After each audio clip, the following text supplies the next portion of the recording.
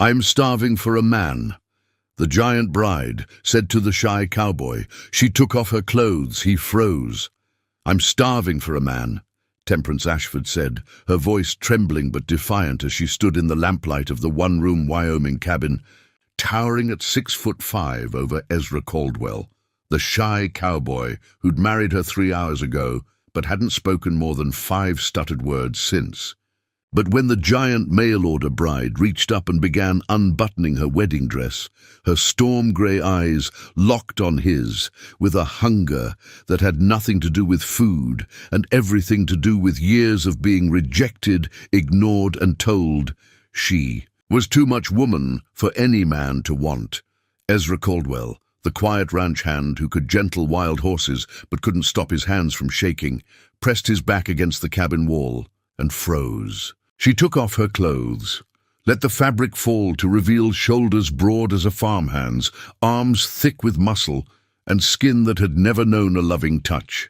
And Ezra, the shy cowboy who'd written to the mail-order bride agency out of desperate loneliness but had never actually believed a woman would come, stood there unable to move, unable to breathe, unable to do anything but stare at this starving giant of a bride who just bared herself, body and soul, and was now watching him, with tears pooling in her eyes, waiting for the rejection she'd learned to expect. But why would a woman bold enough to declare her starvation be crying?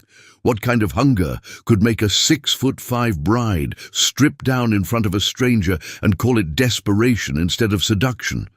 And why was Ezra Caldwell, this frozen, terrified, shy cowboy, staring at her not with disgust or fear, but with something that looked exactly like the same starvation, like maybe he'd been starving for a woman brave enough to admit she needed him too? The silence pressed down like a heavy quilt in summer, suffocating and inescapable. Outside, crickets sang their lonely songs, and somewhere far off, a cow lowed in the darkness. But inside this cabin that smelled of pine soap and lamp oil and fear, 2 people stood trapped in a moment that would either break them or remake them completely. Temperance's dress had pooled around her feet, and she stood there in nothing but her thin cotton chemise, the fabric clinging to curves that had always made men look away in discomfort instead of desire. Her chest rose and fell with each ragged breath, her hands clenched into fists at her sides, and those tears she'd been holding back finally spilled over, racing down her cheeks like they'd been waiting years for permission to fall. "Say something," she whispered, and her voice cracked wide open.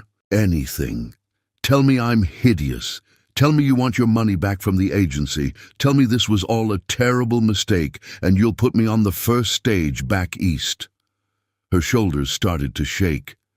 "Just stop standing there looking at me, like I'm some kind of—" She couldn't finish because she didn't have words for what she saw in his face. Terror, desire, both, neither. Ezra's mouth opened, but nothing came out except a strangled sound that might have been the start of a word. His face flushed red from his collar to his hairline. His fingers clawed at the rough log wall behind him like he was trying to melt into the wood and disappear. And Temperance felt something inside her chest crack apart like dried earth in a drought. "I knew it," she said, her voice going flat and dead. "I knew when I saw how small you were, how quiet, that this would never work. The agency promised me they'd found a match, someone who wouldn't be afraid of me, but they lied. They always lie." She reached down for her dress, suddenly desperate to cover herself, to hide the body that had brought her nothing but shame since she'd shot up past 6 feet at age 14. "I'm sorry I said that. About starving. I shouldn't have been so forward. My mother always told me I was too bold, too hungry for things women shouldn't want. She said it would ruin me, and she was right. No!" The word exploded out of Ezra like a gunshot, stopping Temperance's hands halfway to her dress. She looked up, shocked, because that single word hadn't stuttered, hadn't trembled, had come out clear and strong and absolutely certain. Ezra pushed off the wall, his legs shaking so bad he nearly stumbled, but he forced himself forward. 1 step, 2, 3, until he was close enough that Temperance could see the pulse hammering in his throat, could smell the sage and leather and honest sweat on him, could see that his eyes, those deep brown eyes that had barely met hers all day, were filled with something that looked nothing like disgust. "You're not," Ezra started, then stopped, his jaw working as he fought to get the words out. "You're not too bold, not too hungry, not too anything." His hands lifted like they wanted to reach for her but didn't know if they had permission. "I'm frozen because because I don't know how to—" His voice dropped to barely a whisper. "Because I'm starving too, Temperance, and I'm terrified I don't know how to feed either one of us." The confession hung in the air, between them like smoke from a campfire, visible and real and impossible to take back. Temperance's breath caught. Her tears stopped mid-fall, because in all her 26 years of being too tall, too strong, too much for every man who'd ever looked at her, not one of them had ever admitted to being scared. They'd called her names, laughed, run away. But never once had a man stood there shaking with fear and stayed anyway. Never once had someone looked at her hunger and matched it with their own. "What are you starving for?" Temperance asked, her voice barely audible over the pounding of her own heart. Ezra's hands finally completed their journey, reaching out to touch her arms, just above the elbows. His palms were rough with calluses, warm as summer stones, and when they made contact, Temperance felt something electric shoot straight through her body. "Everything," Ezra whispered, and his stutter was gone now, burned away by the intensity of what he needed to say. "I'm just starving for someone to see me, really see me. Not just the stutter or the fact that I'm not tall or impressive.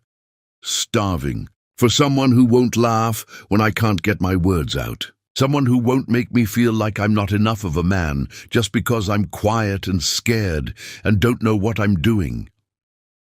His fingers tightened on her arms, not hard enough to hurt, but firm enough that she could feel he was anchoring himself to her. "I'm starving to matter to someone, to wake up in the morning and have a reason besides just surviving another day, to feel like my life means something more than breaking horses and eating alone and dying without ever really living."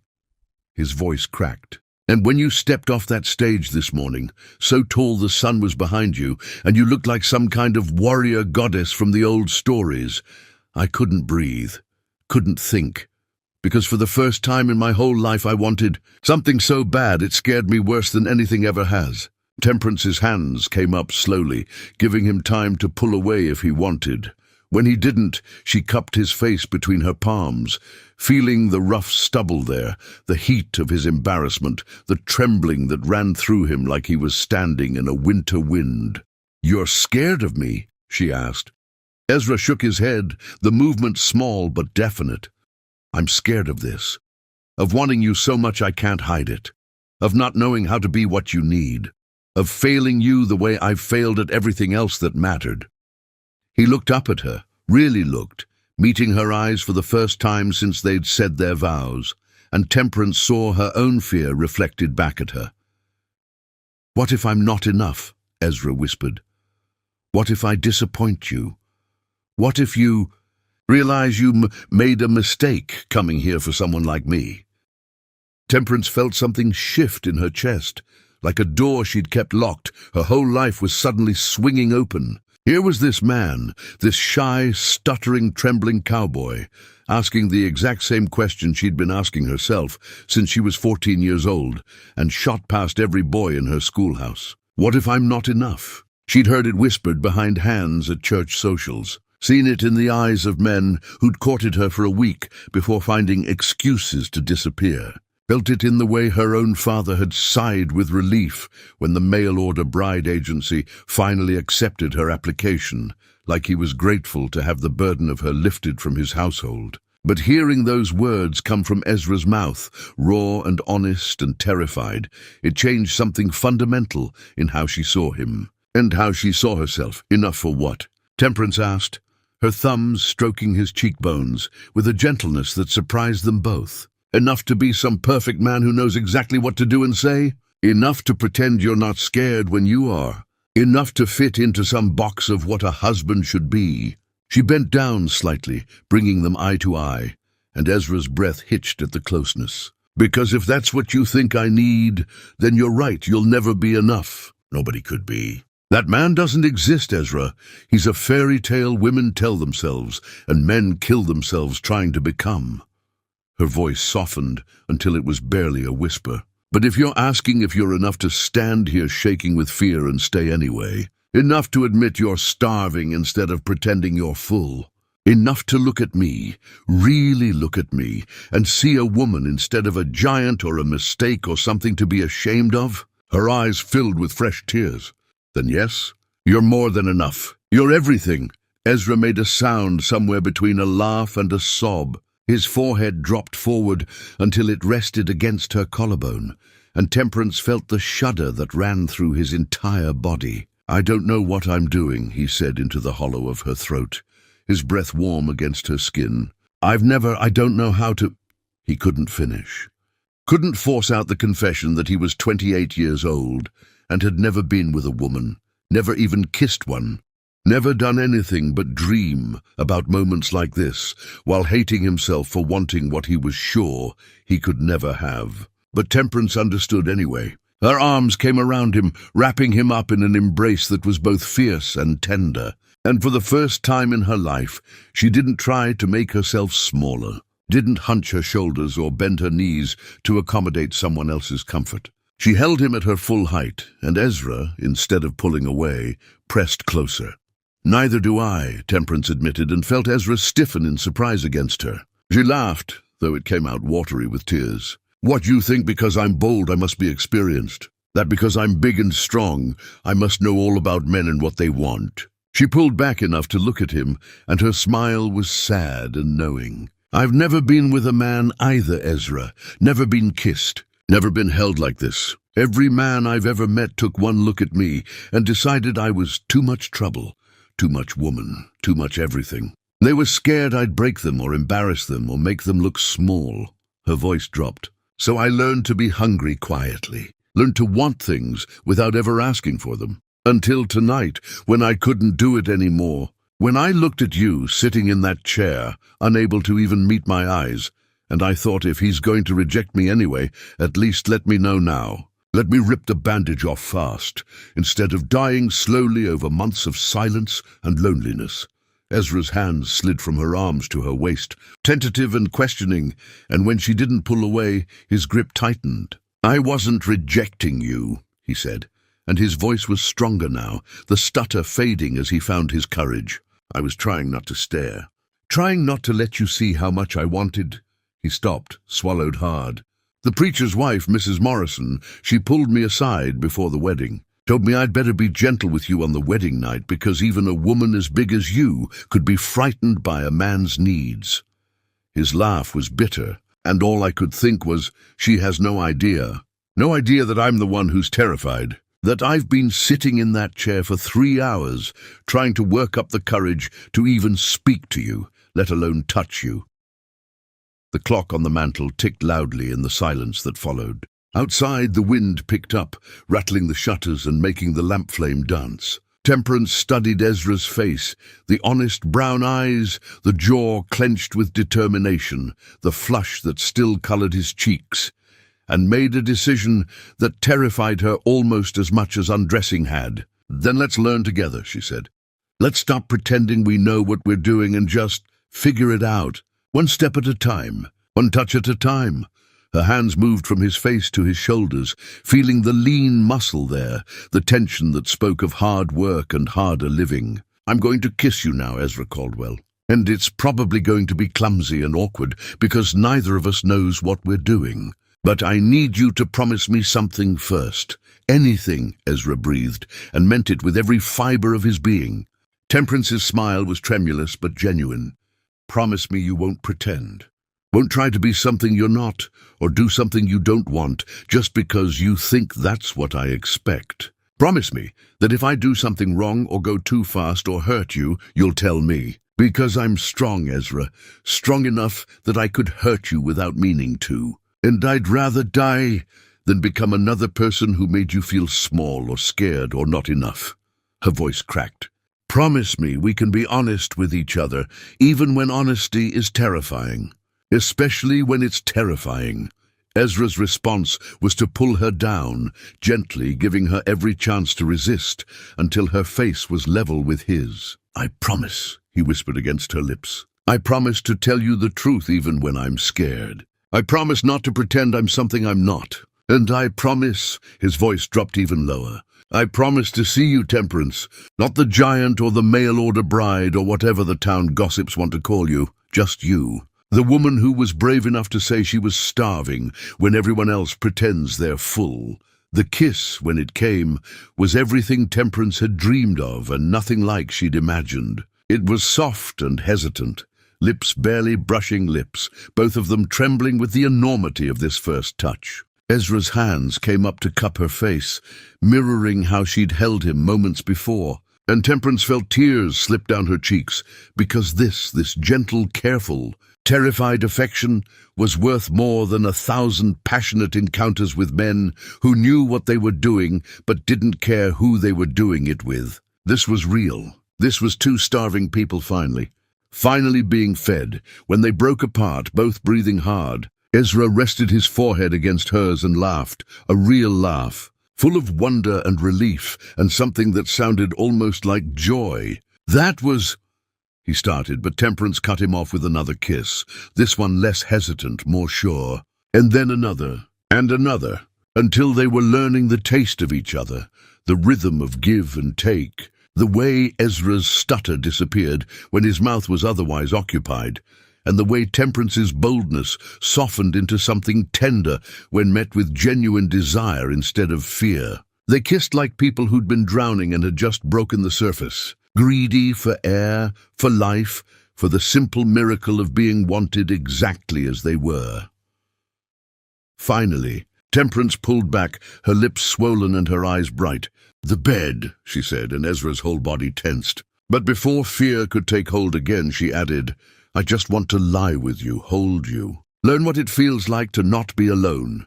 She took his hand, marveling at how small it looked in hers, and led him the few steps to the narrow bed that would be theirs for however long this marriage lasted. They lay down together, fully clothed except for Temperance's missing dress, and for a long moment they just looked at each other in the lamplight. "Hi," Temperance whispered, and it felt like the most important word she'd ever spoken. "Hi," Ezra whispered back, his hand coming up to trace the line of her jaw with wondering fingers. And in that tiny cabin in the Wyoming territory, two people who'd spent their whole lives starving for connection finally began to feed each other, not with grand gestures or perfect words, but with simple, honest, terrifying vulnerability.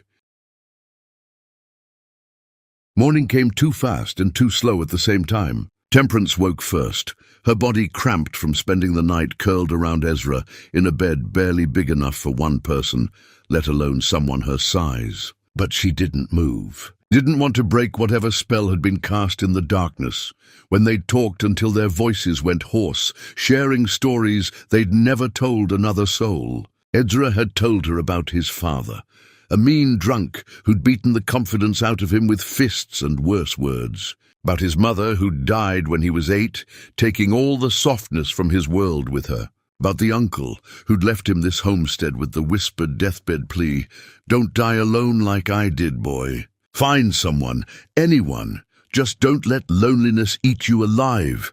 And Temperance had told him about being the tallest girl in 3 counties by age 15, about the boys who'd asked her to dances as jokes, about the one man who'd courted her seriously until his mother had seen them together and said loud enough for the whole church to hear, "Good Lord, it's like watching a bear try to mate with a rabbit."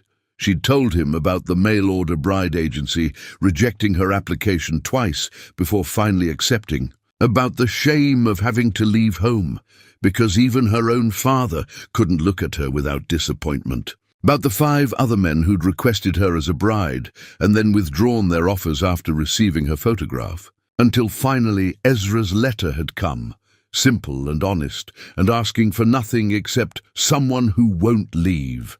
Now, watching him sleep in the grey dawn light, Temperance traced the line of his jaw with her eyes, memorizing the way his dark hair fell across his forehead, the slight part of his lips, the peace that had settled over his features. He looked younger in sleep, vulnerable, beautiful in a way that had nothing to do with classical handsomeness and everything to do with the fact that he was hers. That he'd chosen her just as surely as she'd chosen him. A knock at the door shattered the moment like a rock through glass. Ezra jerked awake, confusion clouding his eyes until he saw Temperance and remembered. His smile started slow, then spread across his face like sunrise. But the knock came again, harder this time, and a woman's voice called out, "Mr. Caldwell, it's Prudence Morrison from the church. I've brought you and your new bride some breakfast." Ezra's smile died. Temperance sat up, suddenly aware of her state of undress, her tangled hair, the bed they'd clearly shared. "She can't," Ezra started, panic creeping into his voice. "If she sees us like this, if she thinks we didn't—" He couldn't finish, but Temperance understood. The territorial law, the 30-day requirement, the fact that marriages could be annulled if not properly consummated, and busybodies like Prudence Morrison lived to enforce such rules. "Get dressed," Temperance whispered urgently, throwing Ezra's shirt at him. "I'll handle her." She pulled on her dress from last night, not bothering with all the buttons, and strode to the door with her chin high and her shoulders back. When she opened it, Prudence Morrison stood there with a basket and a smile that didn't reach her eyes. The preacher's wife was small and neat, and everything Temperance wasn't. And her gaze raked over Temperance with obvious judgment. "My goodness, you're even larger than I imagined," Prudence said, not bothering to hide her shock. "Is Mr. Caldwell, is he well? We were concerned when we didn't see you both at morning services that perhaps—" She craned her neck, trying to see past Temperance into the cabin. Temperance shifted, blocking the view, and smiled with all her teeth. "My husband is perfectly well, Mrs. Morrison. Better than well, actually. We were simply exhausted from our wedding night." She let the emphasis sit heavy on those last two words, watching Prudence's eyes widen. "I'm sure you understand. We appreciate the breakfast, but we'd like our privacy. Newlyweds and all." She took the basket and started to close the door, but Prudence's hand shot out, stopping it. "Of course, dear. Though I must say, for the sake of propriety and the territorial requirements, the church does like to ensure that marriages are properly consummated." Temperance finished, her voice going cold. "Is that what you're asking, Mrs. Morrison? If my husband and I fulfilled our marital duties? Because I assure you we did.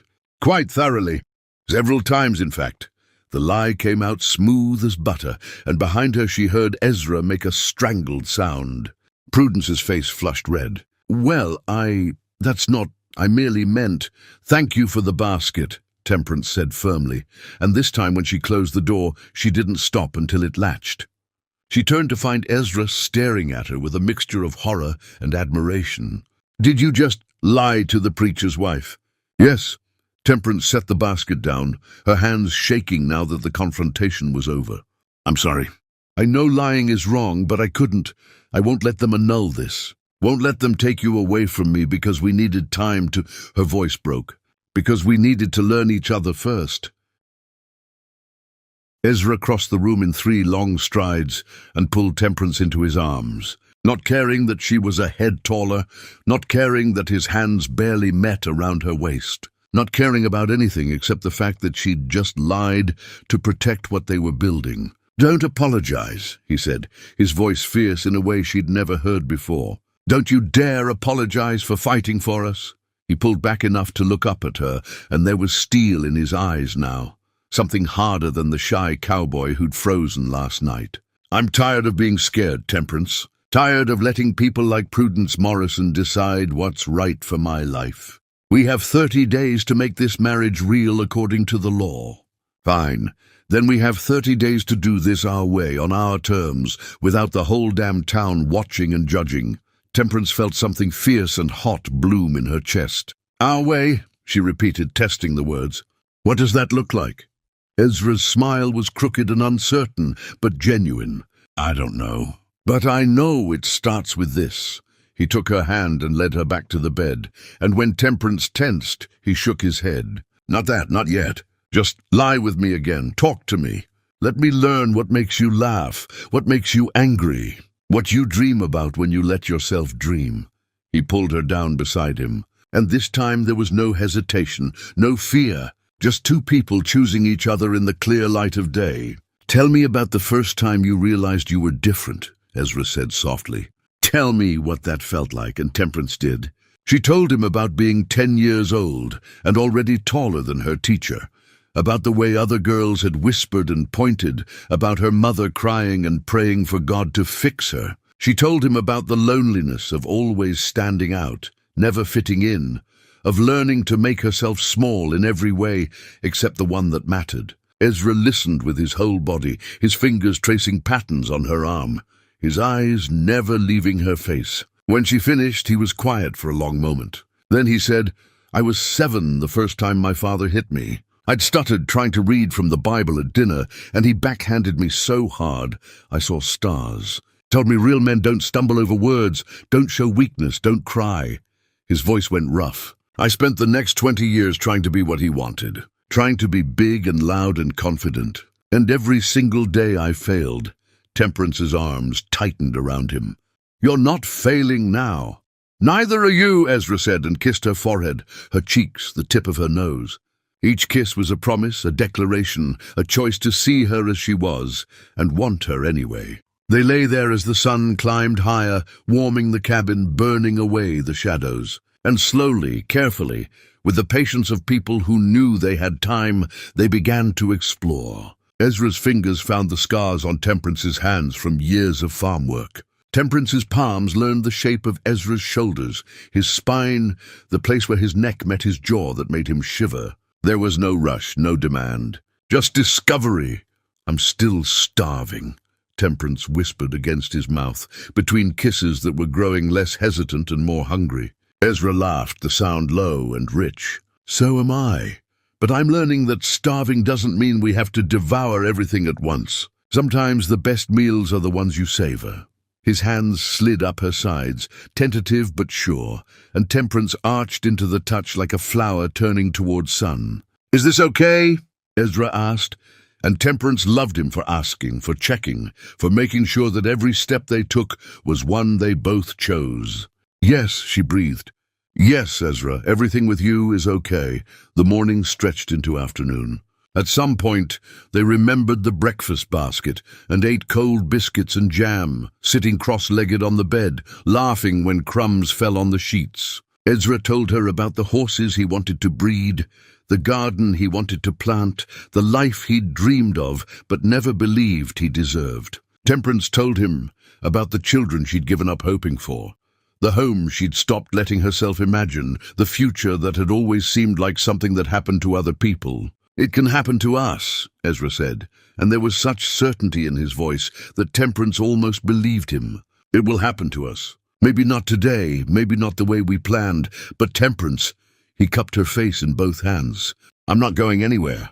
I'm not going to wake up one day and decide you're too much. You're not too much. You're exactly right. The tears came then, the ones Temperance had been holding back for years. She cried into Ezra's shoulder while he held her and murmured soft words, and didn't try to fix anything, just let her feel what she needed to feel. When the tears finally stopped, she felt lighter somehow, like she'd been carrying a weight she didn't know was there until it was gone. I love you, she said, and the words surprised her as much as they surprised Ezra. I know it's too soon and we barely know each other, but I love you for seeing me. For staying when you were scared. For being starving too, Ezra's eyes filled with tears. I love you too. Love your courage, your strength, your honesty. Love the way you take up space without apologizing for it. Love that you're teaching me how to be brave. They made love that afternoon, clumsy and awkward and absolutely perfect. There were fumbled touches and whispered questions and moments of laughter when things didn't go quite right. But there was also tenderness and patience and the overwhelming sense that they were creating something new together, something that belonged only to them. Afterward, they lay tangled together in the narrow bed, both breathing hard, both smiling like fools. "Well," Temperance said, her voice hoarse, "I suppose if Prudence Morrison asks again, we won't be lying." Ezra laughed so hard the bed shook. "No, I suppose we won't." He pressed a kiss to her collarbone, her shoulder, her jaw. 29 more days until the law says we're safe. But I don't need 29 days to know this is real, do you?" Temperance shook her head, her hand coming up to Card through his sweat-dampened hair. "No, I knew last night when you froze. When you looked at me like I was something precious instead of something to be afraid of, I knew we were going to be okay." Outside, the Wyoming sun beat down on the little homestead, making the sage smell sharp and clean. Inside, two people who'd spent their whole lives starving for connection finally understood that hunger wasn't something to be ashamed of. It was something to be honest about, something to share. And when two starving people found each other and chose to feed each other with truth and tenderness, and the terrifying vulnerability of being seen, that was when real love began. 3 months later, when Prudence Morrison came by again to check on them with her basket and her judgment, she found Ezra in the garden and Temperance mending fence posts, both of them sunburned and smiling and so clearly in love it made even Prudence's sour heart soften just a little. "You two seem to be managing just fine," she said, almost grudgingly. Ezra looked toward Temperance, watched her drive a post into the ground with 3 powerful swings of the mallet, and his whole face lit up. "Better than fine, Mrs. Morrison. We're thriving." And they were. Not because they'd figured everything out, or stopped being scared, or became the people the world thought they should be, but because they'd learned that being starving wasn't a weakness, it was an invitation. An invitation to be honest about what you needed, brave enough to ask for it, and humble enough to receive it when someone offered their own hunger in return. If this story touched your heart, hit that subscribe button and turn on the notification bell so you never miss another powerful story like this one. Tell us in the comments where you're watching from, whether you're in Montana, Kenya, Australia, or anywhere else in the world. We want to hear from you. Have you ever been starving for connection and too afraid to say it? Have you ever found someone brave enough to be hungry with you? Drop your thoughts below, and let's build a community of people who believe that vulnerability isn't weakness. It's the beginning of everything real. Subscribe now, and we'll see you in the next story.